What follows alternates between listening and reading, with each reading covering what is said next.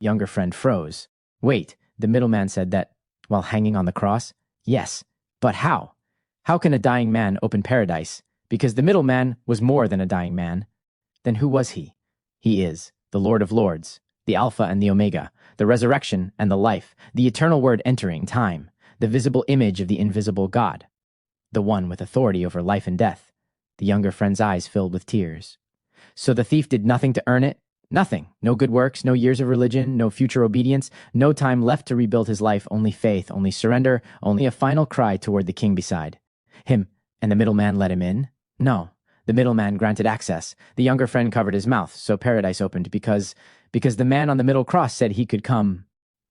Silence again. Long silence. Then the younger friend whispered, "Tell me one more time. Who is the man in the middle?" And the older friend answered, "He is the one standing between justice and mercy, heaven and earth.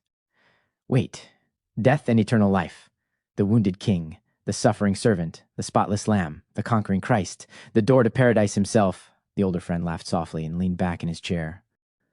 "And you want to know what else?" The younger friend immediately leaned forward. "What else? Tell me. Tell me more," the older friend continued. "I can almost imagine the scene in heaven." "The scene?" "Yes. Imagine the thief arriving there, the same man who hours earlier was nailed to a Roman cross, broken, bleeding, guilty, a man whose earthly record said criminal, condemned, finished, and now, suddenly, there he stands, alive, whole, glorified. Standing at the edge of paradise itself, the younger friend whispered, "Wow." The older friend continued, "And I can almost imagine the angels looking at him in confusion." "Confusion?"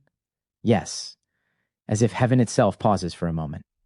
The older friend laughed gently.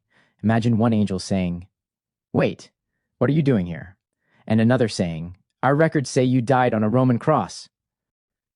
Another looking down at the scroll saying, 'You were condemned by men. You were guilty. You never performed religious works. You never lived a righteous life. How did you make it here?" The younger friend sat speechless. "And then?" the older friend answered. "And the man, the former thief, still overwhelmed himself, looks around in wonder and says, I do not know all the laws. I do not fully know how. All I know is this." The younger friend leaned closer.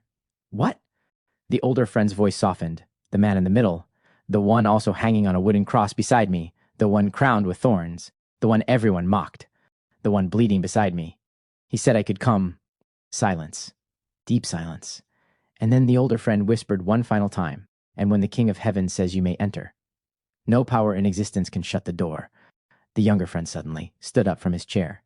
"You mean there were 3 condemned men?" "Yes. One was a madman, mocking the very one beside." "Yes. One was an innocent man named Jesus, yet sentenced like a criminal." "Yes. And the third," the younger friend's voice slowed. "The third one was the only one who recognized the king." The older friend smiled softly. "Yes. The only one on that hill who publicly recognized the kingdom hidden inside the suffering of the middle man." The younger friend looked stunned.